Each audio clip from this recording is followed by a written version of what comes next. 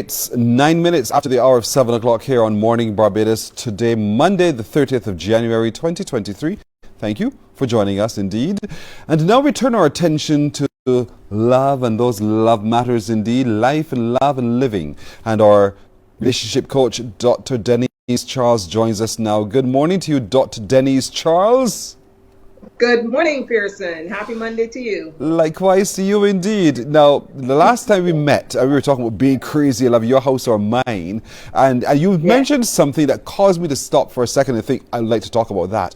When the conversation itself can be so sweet that sometimes we lose our whole way of thinking, we lose ourselves, we get caught up in the flowery words. And then we meet a road end that we didn't necessarily want to meet. So let's talk a little bit about that. And I suspect a lot of it has to do with communication and one's receipt of communication as well.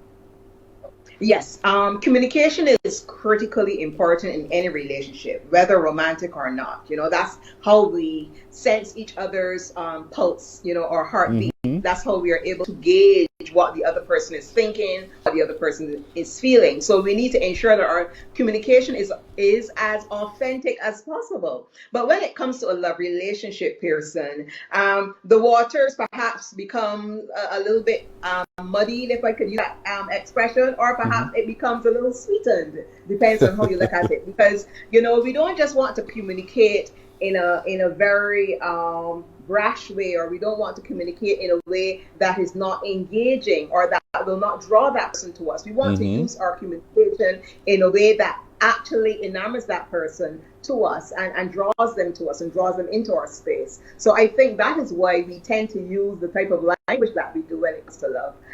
And sometimes that can do what it's expected to do, or it can accomplish what the individual wants it to achieve, or sometimes it can cause us to pause and think a little bit deeper. Well, a lot of that could probably be based upon our past experiences or particular biases as well, because it could very well be, he could very well be quite genuine in sharing that sweet talk, but she, because of her past experience, thinks there's a little catch here when there might not even be.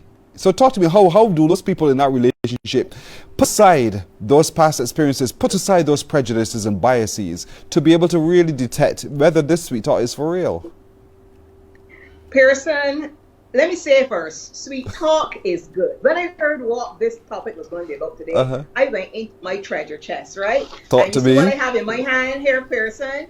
What are those? Old-time love letters. Wow. Okay, old-time love letters. These are so old. I'm ashamed to tell you how old they are. And I still have them, right? Yes. Old-time love letters from my husband. Then he wasn't my husband. Yes. And obviously, we used lots of sweet talk back then to communicate with each other and to share how we felt about each other. When I read that just last night, I couldn't believe the amount of I love yous I saw, on the paper. Yes. I like to share my life and my story, because I understand that sweet talk and sharing how we feel with that person, whether we do it through writing or whether we do it through face-to-face speaking, is very, very important. And today, letters have sort of gone out of style, at least the type of letters that we wrote back in the day. And everything is communicated via social media, WhatsApp, sliding into somebody's DMs, etc. So that is very important still. The idea is there, even though the vehicle has changed, it is still important to communicate how we feel.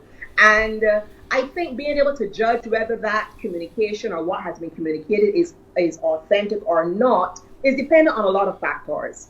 We can't just look at the talk in isolation. We have to think, is this person really demonstrating to me that it's me? Are they just saying what they're saying to get their way with me, to get an advantage in some way or the other, whatever that advantage may be? Or are they demonstrating in different ways how they really feel about me? Is he just bringing me flowers on Valentine's? Valentine's is coming up very soon. Yes. Is he just buying me chocolate and wine and lingerie, etc.? Or is he demonstrating that he really cares about me by perhaps, if I'm a mother, maybe I'm a single mother, he's helping me perhaps look after my child in some way, or he is providing me some sound financial advice if that's his thing, or he's taking the time to just massage my feet when there's no special occasion and he's not looking for anything in return? You know, is she looking after, helping me do something that I need to do, get organized in some way? Because, you know, we women are already great organizers. So Yes. it's all about whether the individual is actually demonstrating love, because love is an action. It is Yes. not just what we say. It is how we treat that person. It's how we help them to feel valued, how we help them to feel that they're really a critical and important part of our life. So I think the words have to back up the action. We don't just want flowery words. We don't just want sweet talk. But at the same time, Pearson, we want to embrace sweet talk because it's wonderful. Like, all sweet talk is sweet. You're right. You know, you But want to feel that you're beautiful and that you're attractive and that you're told these things. yes, yes. But you know, you're going to get some men who are going to say, but I am a talker. I am not a talker. So therefore, Hear that she all the she time. expects now to see the demonstration of that. But he's also going to yes. say, you know, but I have never had the examples, so I don't know what to do. And you meet that conundrum, but he genuinely has it in his heart because he loves his partner. So talk to me a little bit about how he can manage this sweet talk, based upon everything you've just said, how critical it is, how he can manage this relationship when he's not flowery, he's not able to demonstrate it in the way you've described. You know, Pearson, you know, you guys, you know what your guys' problem is? What? When you have moved in for the kill and you have caught that bird, you forget all about the trouble you went to get her, you know? So it's not that y'all don't have the capacity to do it.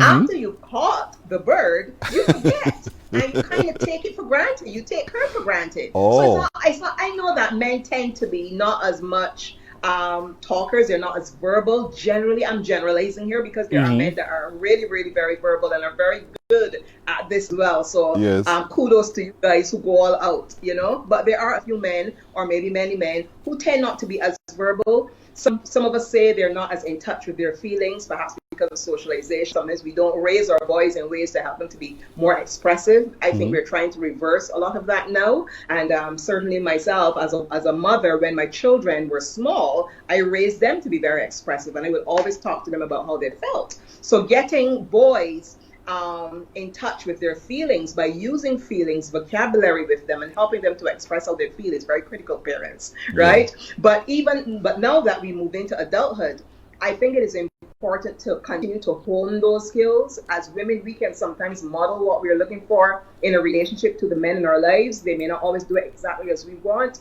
but I think we can model, we can talk to them about it. Don't take it for granted that they don't know what to do and that they'll never do it. So therefore, we remain unhappy in this area. I'm always one for advocating how we feel about our relationship and what is important to us.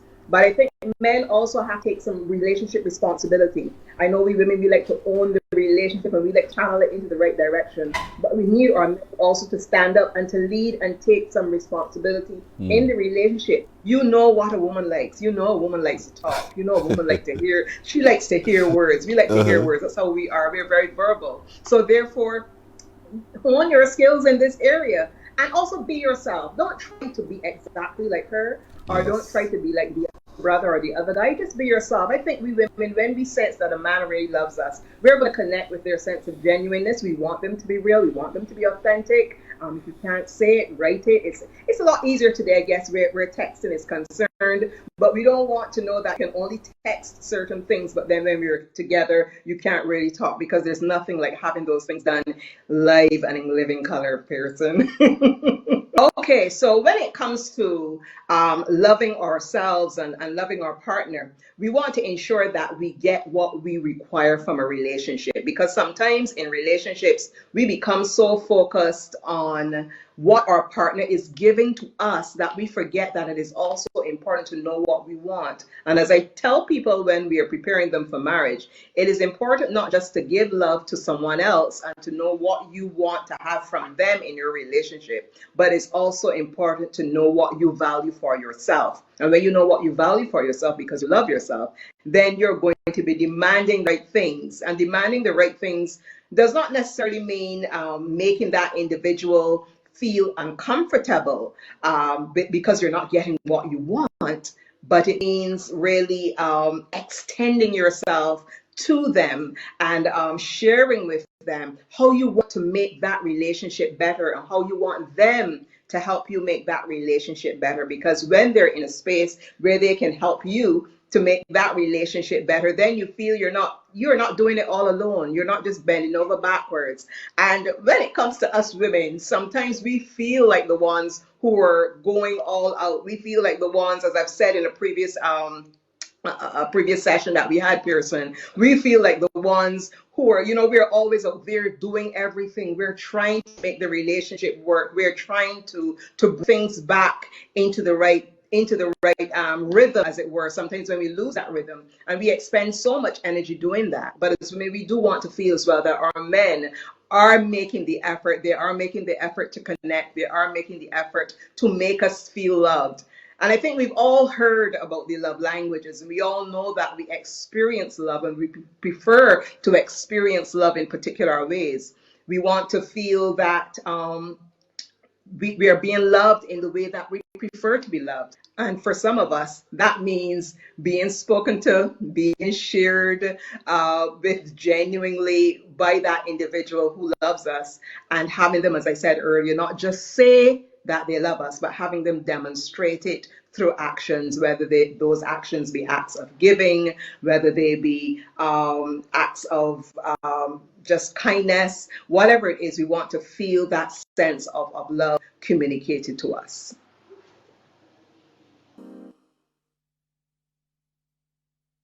Good, but come on back. I will never leave you nor forsake you. I know you know that, right? Dr. Denise Charles, our relationship coach. Here we go. See, never leave you nor forsake. He's not the only one who uses those words. I can use them too. Very good, excellent. All right, I was asking you about date night, which is coming up. So talk to me a little bit about date night, and can we all be a part of date night? Hey, Pearson, you know that we started this date night thing live when we were on lockdown. Not that we weren't doing date nights before we were. We've been doing for many, many years. My husband and I usually go out on Friday nights together. But when we were on lockdown, we decided to take it to the public via my Facebook page. And in that, we are moving into the month of love. This Friday is February 3rd. I think that's the first Friday night in February. Yes. We're starting off with our first date night live.